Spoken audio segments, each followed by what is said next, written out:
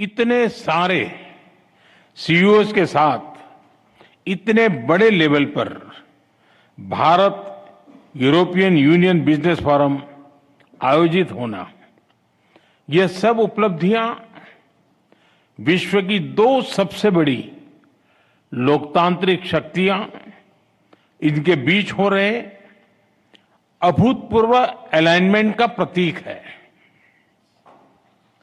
Friends, यह alignment कोई accident नहीं है। मार्केट इकोनॉमीज होने के नाते हमारे साझा मूल्य हैं। वैश्विक स्थिरता के प्रति हमारी साझा प्राथमिकताएं हैं और ओपन सोसाइटीज के रूप में हमारे लोगों के बीच स्वाभाविक जुड़ाव भी है। इसी मजबूत आधार पर हम अपनी साझेदारी को नई ऊंचाई दे रहे हैं। हम इसे विश्व की सबसे प्रभावशाली साझेदारियों में से स्थापित कर रहे हैं और इसके नतीजे भी हमें साफ दिख रहे हैं।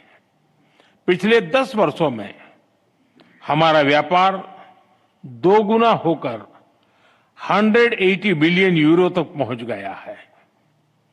भारत में 6,000 से अधिक यूरोपीय कंपनियां काम कर रही हैं। यूरोपियन यूनियन से भारत में 120 बिलियन यूरो से अधिक का निवेश है। भारत की 1500 कंपनियां यूरोपियन यूनियन में मौजूद है और वहां भारतीय निवेश लगभग 40 बिलियन यूरो तक पहुंच चुका है। आज भारत और यूरोपियन कंपनीज के बीच R&D, मैन्युफैक्चरिंग और सर्विसेज हर क्षेत्र में गहरा सहयोग है और आप जैसे बिजनेस लीडर्स इसके कर्ता भी हैं और लाभार्थी भी। फ्रेंड्स, अब समय है कि हम इस साझेदारी को whole of the society partnership बनाएं। इसी सोच के साथ हमने आज एक व्यापक FTA पूरा किया है। इसे भारत के लेबर इंटेंसिव उत्पादों को यूरोपियन यूनियन मार्केट में इजी एक्सेस मिलेगा। इसमें विशेष तौर पर textile, James and jewellery, auto parts और इंजीनियरिंग गुड्स शामिल हैं। फ्रूट्स, वेजिटेबल्स, प्रोसेस्ड फूड और मरीन प्रोडक्ट्स, उसमें नए अवसर बनेंगे। इसका सीधा लाभ हमारे किसानों को, हमारे मछुआरों को मिलेगा। हमारे सर्विस सेक्टर को भी इससे फायदा होगा। विशेष रूप से IT, एजुकेशन, ट्रेडिशनल मेडिसिन और बिजनेस सर्विस लाभान्वित होंगे।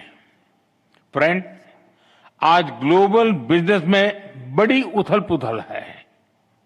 हर कंपनी अपनी मार्केट स्ट्रेटेजी और पार्टनरशिप को नए सिरे से देख रही है। ऐसे समय में यह FTA बिजनेस जगत के लिए एक साफ और सकारात्मक संदेश है। यह दोनों पक्षों की बिजनेस कम्युनिटी के लिए सक्षम, भरोसेमंद और फ्यूचर ओरिएंटेड पार्टनरशिप बनाने का स्पष्ट निमंत्रण है। मुझे पूरा विश्वास है कि आप सभी इस FTA के अवसरों का पूरा लाभ उठाएंगे। फ्रेंड्स, भारत और यूरोपियन यूनियन की कई प्राथमिकताओं की उसको आपके बिजनेस पार्टनरशिप के भी लाभ मिल सकता है।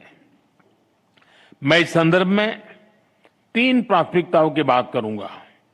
पहला, आज विश्व में व्यापार, टेक्नोलॉजी और क्रिटिकल मिनरल्स को वेपनाइज किया जा रहा है। हमें साथ मिलकर अपनी निर्भरताओं को डी रिस्क करने की आवश्यकता है। क्या हमारी बिजनेस कम्युनिटी मिलकर EVs, बैटरीज, चिप्स और एपीआई में बाहरी निर्भरता घटा सकती है? क्या हम भरोसेमंद सप्लाई चेन का साझा विकल्प खड़ा कर सकते हैं? दूसरा, भारत और यूरोपियन यूनियन दोनों का फोकस डिफेंस इंडस्ट्रीज और फ्रंटियर टेक्नोलॉजी पर रहा है। मेरा आपसे आग्रह है कि आप डिफेंस, स्पेस, टेलीकॉम और एआई जैसे क्षेत्रों में साझेदारी बढ़ाएं। तीसरा, एक क्लीन एंड सस्टेनेबल फ्यूचर दोनों की प्राथमिकता है। ग्रीन हाइड्रोजन से लेकर सोलर एनर्जी और स्मार्ट ग्रिड, हर क्षेत्र में हमें ज्वाइंट रिसर्च और इन्वेस्टमेंट बढ़ाना चाहिए। दोनों इंडस्ट्रीज को मिलकर स्मॉल मॉड्यूलर रिएक्टर्स और सस्टेनेबल मोबिलिटी पर भी काम करना चाहिए। इसके साथ साथ वाटर मैनेजमेंट, सर्कुलर इकोनॉमी और सस्टेनेबल एग्रीकल्चर, हर क्षेत्र में मिलकर सॉल्यूशंस डेवलप करने चाहिए।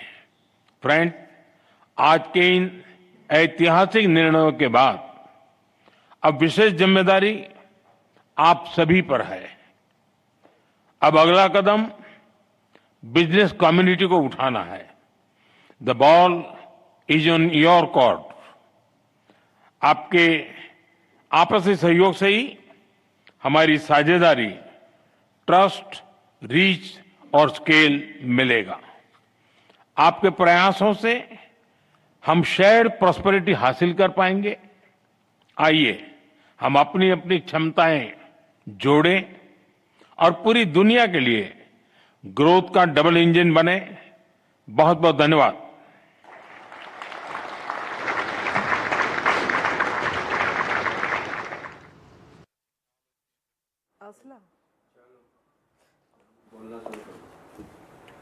Well, Prime Minister Narendra Modi addressing the business community there, saying that the ball is in their court. He has in fact said the India-EU FTA free trade agreement that was signed just a few hours ago could be the double engine for the entire world.